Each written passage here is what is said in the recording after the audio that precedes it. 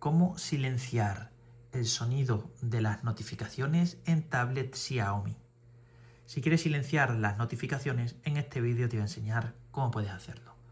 Lo primero, tienes que entrar en la aplicación de ajustes. Cuando estés dentro, en la parte izquierda, vas a bajar hasta que encuentres el apartado de sonido.